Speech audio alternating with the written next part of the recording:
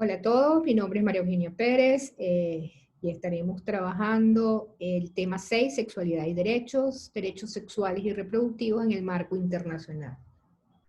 Bueno, continuando con el ciclo de estudios y exposiciones de los derechos sexuales y reproductivos, nos centraremos en esta oportunidad a estudiar el marco internacional que ampara los derechos sexuales y reproductivos. Para ello nos vamos a enfocar en tres instrumentos internacionales. El primero de ellos será el informe de la Conferencia Internacional sobre la Población y Desarrollo. El segundo, la Declaración y Plataforma de Acción de Beijing. Y por tercero vamos a trabajar un poco el Comité de los Derechos Económicos, Sociales y Culturales de las Naciones Unidas. Bueno, como hemos estudiado a lo largo del semestre, y nos explicó la profesora Dayana en su clase anterior, los derechos sexuales y reproductivos se fundamentan en los derechos y libertades que derivan de los derechos humanos reconocidos internacionalmente. Los derechos sexuales y reproductivos son defendidos por un sistema internacional de derechos humanos, que es el que vamos a tratar de entender en esta exposición, y el cual establece que por el simple hecho de nosotros ser seres humanos, estamos garantizados para el ejercicio de nuestros derechos. De aquí que vamos a tratar de hacer un recorrido a través de estos tres instrumentos para poder establecer cómo el panorama internacional nos puede brindar de cierta manera un amparo para nuestros derechos sexuales y reproductivos. Partiendo de la premisa de que la salud es un derecho humano fundamental e indispensable para el ejercicio de los derechos humanos y que todo ser humano tiene derecho al disfrute del más alto nivel posible de salud y que le permita vivir dignamente, empezaremos con nuestra primera instrumento, que es el informe de la Conferencia Internacional, sobre la población y el desarrollo. Esta conferencia se realizó en el Cairo desde el 5 al 14 de septiembre de 1994, y en la declaración de la Conferencia Interamericana sobre Población y Desarrollo, la Conferencia del Cairo, que así fue como se estableció, se reconoció la relación directa de estos derechos con los derechos de dignidad, libertad, salud y autonomía, entre otros, que hacían referencia al desarrollo de la personalidad. Para esta conferencia asistieron alrededor de 20.000 delegados de varios gobiernos, agencias de la ONU, ONG, medios de comunicación, quienes se reunieron para discutir diferentes asuntos relacionados con la población, la migración, la salud reproductiva, la mortalidad infantil, los métodos anticonceptivos, la planificación familiar, la educación, las mujeres y la protección hacia las mujeres en temas de aborto. De esta conferencia surgió lo que ellos denominan el programa de acción. Este programa de acción está dividido en tres fundamentos importantes, que son los que nos interesan para el estudio de los derechos sexuales y reproductivos, que están enmarcados dentro del capítulo séptimo. El primero de ellos es el derecho reproductivos y de salud. El capítulo B, productividad, planificación de la familia. El C, enfermedades de transmisión y prevención del virus de inmunodeficiencia humana. Y en cada uno de ellos, este plan de acción establece diferentes estrategias para para que se establezcan en los diferentes, vamos a ver un poquito, muy someramente, porque el tema es extenso, cómo esto se refiere a lo que nos interesa para el tema de derechos, salud y reproductiva. como he venido diciendo, establecen bases de acciones, objetivos y medidas que deben ser tomadas. En este primero, establecen que la salud reproductiva es un estado general de bienestar físico y mental y social, y no es una mera ausencia de enfermedades o dolencias, en que todos los aspectos relacionados con el sistema reproductivo, sus funciones y sus procesos. En consecuencia, este instrumento establece que la salud reproductiva entraña la capacidad de disfrutar de una vida sexual satisfactoria y sin riesgo a procrear, y la libertad para decidir cuándo hacerlo, cómo hacerlo y con quién hacerlo y con qué frecuencia. Esto, por lo tanto, lleva implícito el derecho del hombre y de la mujer, como lo establece el documento, a obtener una información precisa, planificada de lo que es para elección de la familia, así como otros métodos de regulación de la fecundidad que no estén legalmente prohibidos. Continúa el documento, pero esto para hacer alguna resalta de algunos elementos importantes del instrumento, que teniendo en cuenta la definición que antecede, la que acabamos de explicar un poco, los derechos sexuales y reproductivos abarcan ciertos derechos humanos que ya están reconocidos en las leyes nacionales y en los documentos internacionales sobre derechos humanos y en otros documentos pertinentes a las Naciones Unidas aprobados por consenso. Estos derechos, establece el documento, que se basan en el reconocimiento del derecho básico de todas las parejas, individuos, a decir libre y responsablemente el número de hijos que deseen tener. Este es uno de los grandes logros que se destaca para, que concibió este documento, en el que establece que la planificación de la familia. Bueno, para esto establece algunos objetivos que deben ser tomados, como asegurar el acceso a la información, propiciar ayuda y apoyar decisiones responsables, atender las necesidades que se puedan presentar en materia de salud reproductiva, y establece algunas medidas que deben ser tomadas en atención primaria a la salud, que se deberían preparar programas también para dar asistencia a las mujeres a las necesidades que entraña la dirección y la planificación y la adopción, así como otros temas relativos con el tema. Resalta también que los inmigrantes son personas que están siendo desplazadas por muchas razones, y que la salud de estas personas de alguna manera están en riesgo debido bueno, a las circunstancias que todos conocemos que esto se merece. Y resalta que debe ser cubierto de alguna manera y debe ser protegida a estas personas en materia de salud. Y así, bueno, continúa hablando sobre la productividad de la planificación de la familia. Establece que la familia debe ser permitir a las parejas y a las personas decidir de manera libre y responsable el número y el esparcimiento de hijos, y obtener información de los medios necesarios para cómo hacerlo. Igualmente señala que entre los objetivos para esta base de acción, que las parejas deben se le debe suministrar ayuda a las parejas de manera que puedan alcanzar sus objetivos y las condiciones, en condiciones óptimas de salud. Insta para que se prevenga los embarazos no deseados, poner al servicio la planificación de la familia, mejorar la calidad de servicios, promover las lactancias, entre otras, ¿no?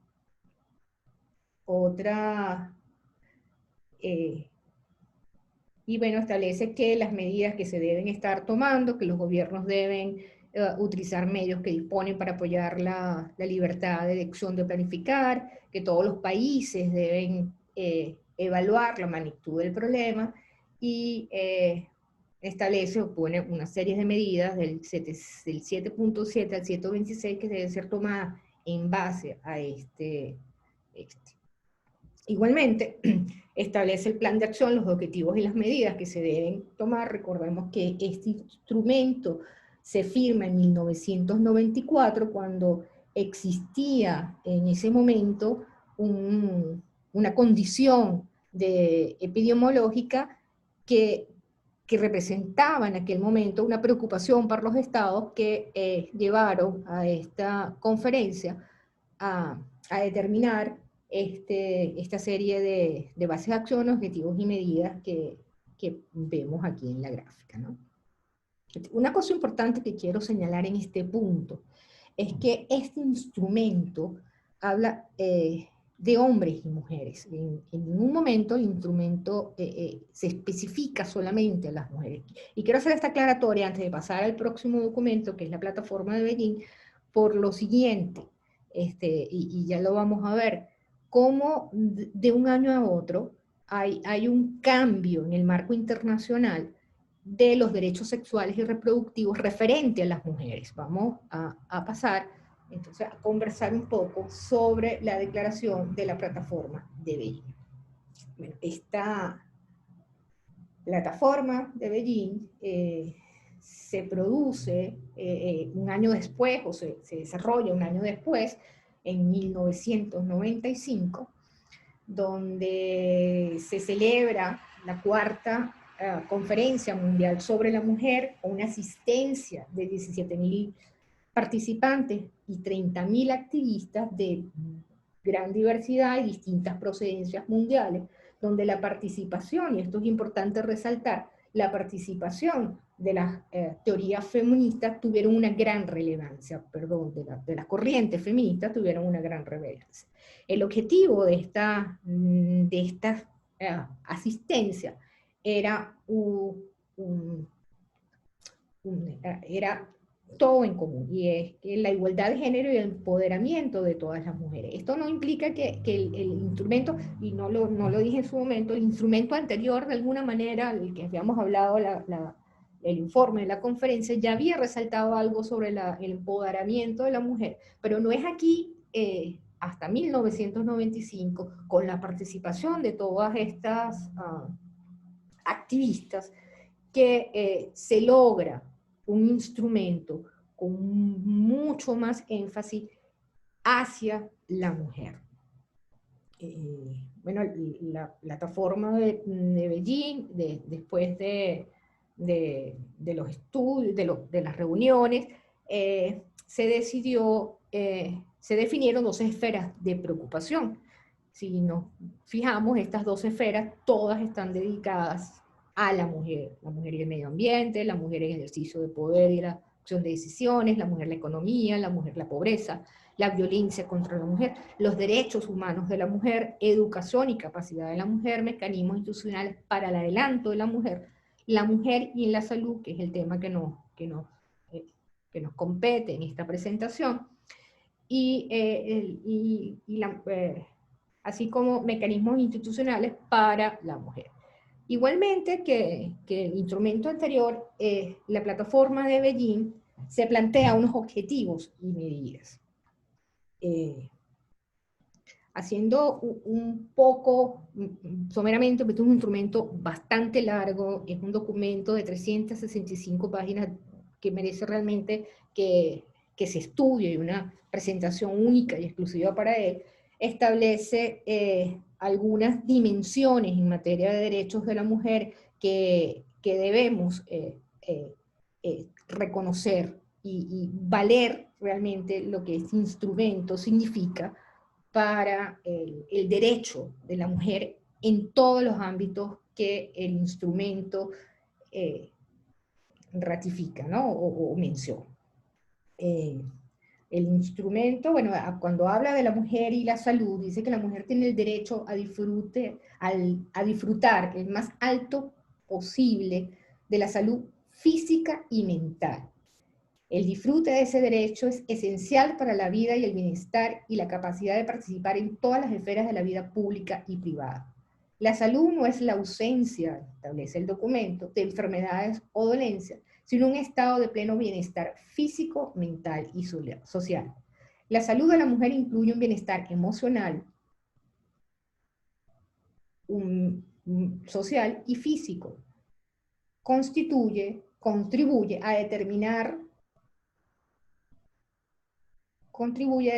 su salud tanto en factores biológicos como el contexto social, político y económico.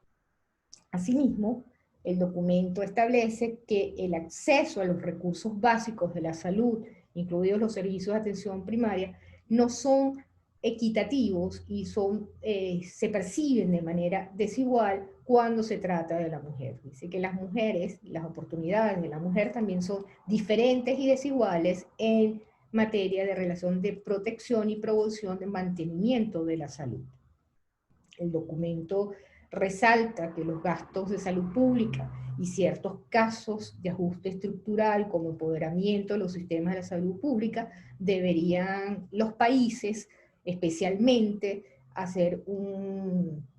adelanto para la disminución de estos gastos y colaborar para que se puedan tener. Pero establece también que el acceso de los servicios de nutrición y atención de la salud,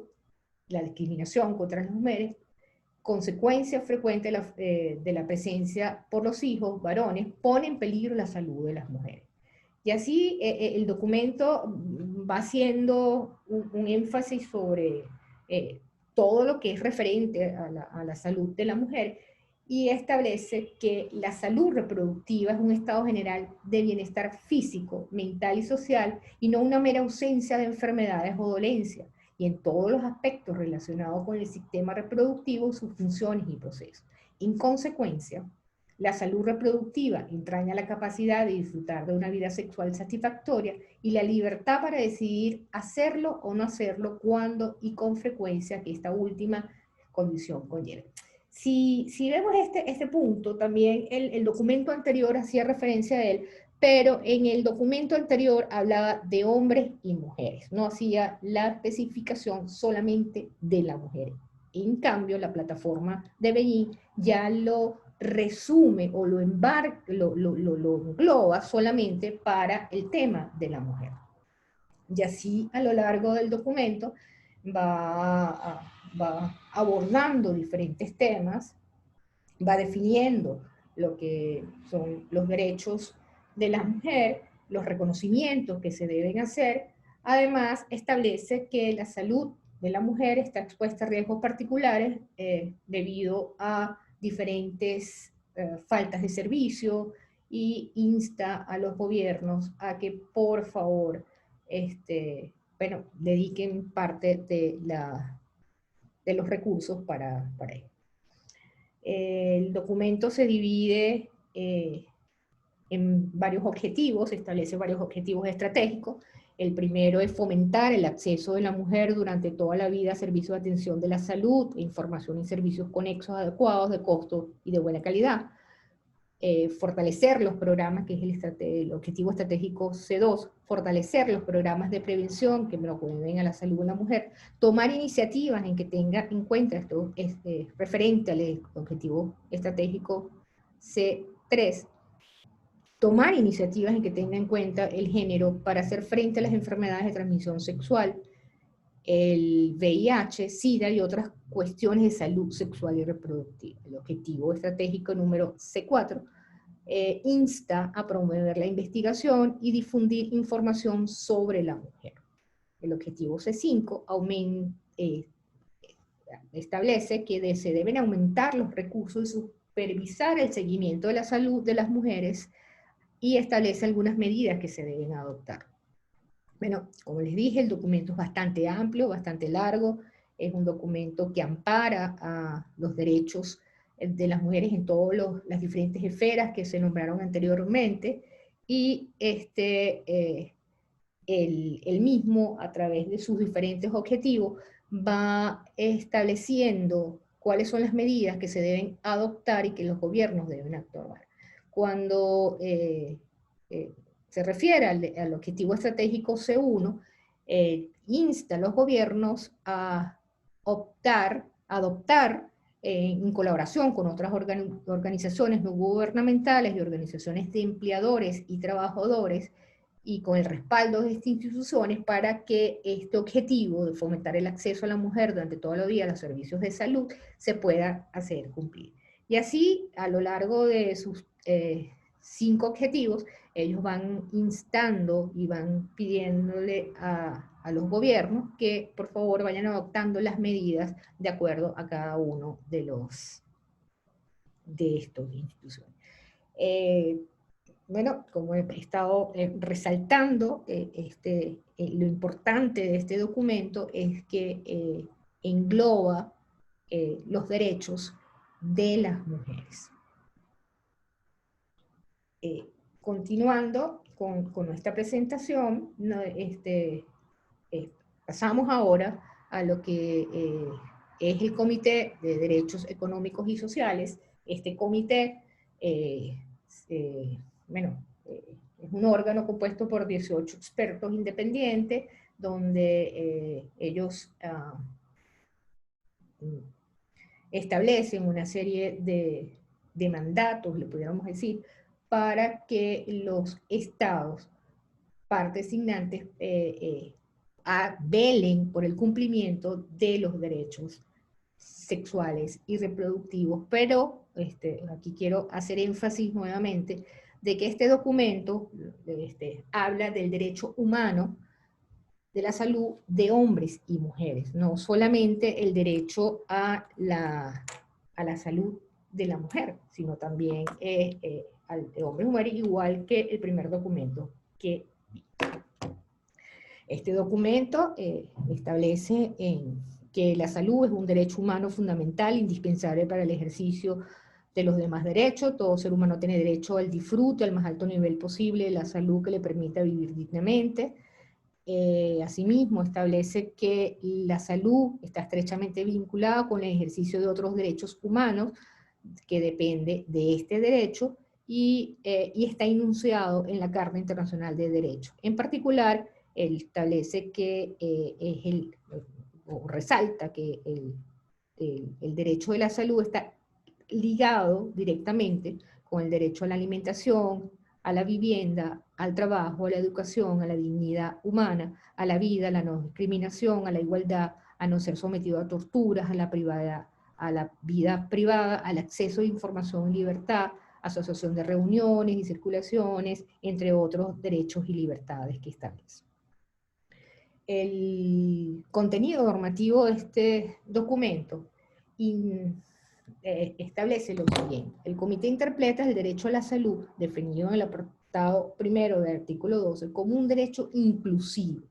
Y quiero resaltar esta palabra inclusiva, porque la vamos a ver más adelante, porque resalto lo de inclusivo. Que no solo abarca la atención de salud, continúa el documento destacando, la salud oportuna y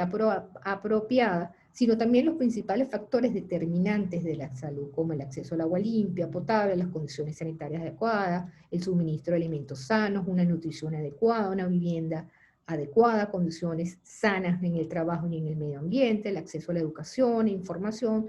sobre cuestiones relacionadas con la salud, incluida la relación a la salud sexual y reproductiva, así como otros aspectos importantes de la población.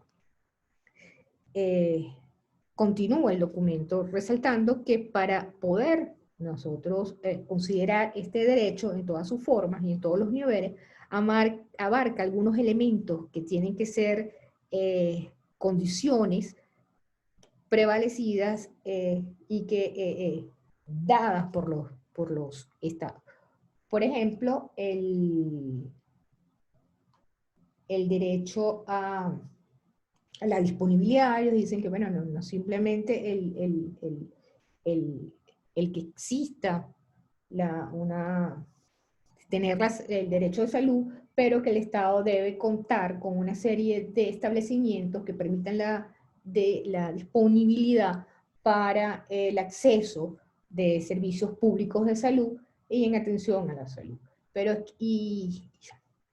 a su vez, resalta que no solamente se trata de que exista la disponibilidad de estos establecimientos, pero que los establecimientos y servicios de la salud deben ser accesibles para todos sin discriminación alguna. resalta que también esta accesibilidad debe ser física, que estos establecimientos deben brindar y estar al alcance geográfico de los sectores de la población, en especial aquellos que son más marginados, aquellas minorías, aquellos que están indígenas, las mujeres, los adolescentes, las personas que tengan algún tipo de discapacidades, y que la accesibilidad sea también económica, que los gobiernos deben acordar conjuntamente con el sector privado para que el servicio de la salud y los bienes puedan ser accesibles económicamente para toda la población. Asimismo, insta a que la información sea extendida en todos los niveles con la misma, sin discriminación, para accesibilidad y con mucha calidad de... Y así más adelante, bueno, este documento tiene algunos apartados, el apartado número 2, que habla sobre el derecho a la salud materna, infantil y reproductiva, y aquí estamos hablando, ya aquí hace un apartado, en el párrafo segundo, ya habla de la mujer. Más adelante, en el apartado 2 del artículo 12, establece el derecho a la higiene del trabajo y del medio ambiente. En el apartado C, el derecho a la prevención y el tratamiento de enfermedades y la lucha contra ellas. Y en el D, el derecho a establecimientos de bienes y servicios de la salud, con las premisas que ya hemos mencionado: accesibilidad, disponibilidad, etcétera, ¿no? Como bien vemos aquí, y podemos observar, y es lo que quiero también destacar, es que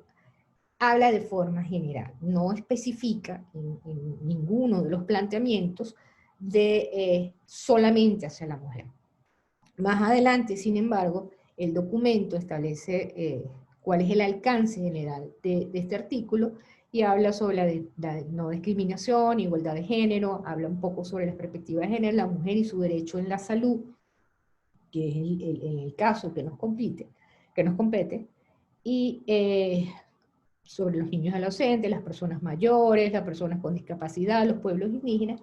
y establece y reconoce el documento que los gobiernos se enfrentan a ciertos tipos de limitaciones, ¿no? Y bueno, para ello establece, ¿no?, cuál considera que son las limitaciones. Asimismo, a lo largo de este documento, él establece cuáles son las obligaciones por parte de los estados, establece obligaciones legales, específicas, generales,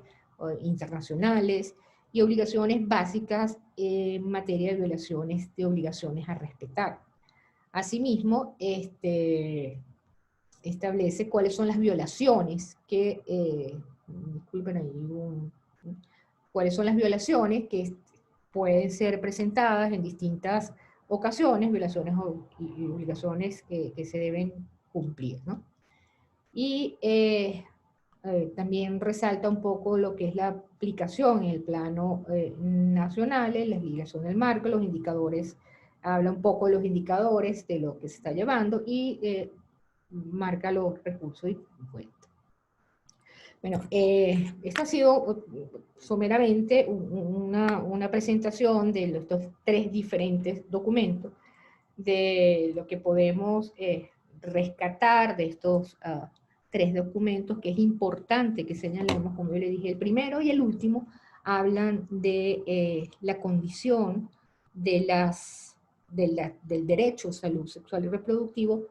del ser humano, pero no especifica de la mujer, mientras que el de la Declaración y Plataforma de Beijing sí es específico de la mujer. Veamos un poco qué nos dice esto a nivel internacional, ¿no?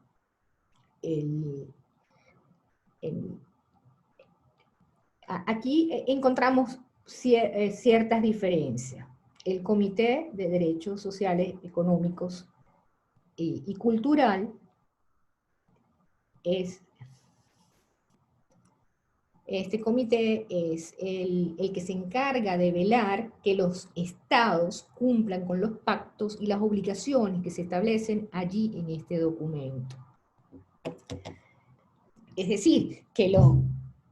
Estados cumpla con el pacto de los derechos sociales y económicos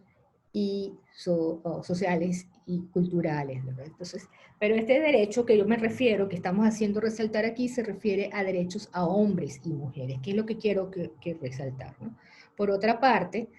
el informe de la Conferencia Internacional de Desarrollo hace una comparación del derecho en materia de desarrollo, nuestra compañera cuando habló del consenso de Montevideo, habló un poco de los diferentes metas del milenio y explicó un poco cómo se relaciona esto con el desarrollo sostenible. Mientras que, y aquí es donde quiero ya concluir, que la plataforma de Beijing es el documento que ampara a la mujer a lo largo de todo su recurso en materia de derechos sexuales y reproductivos.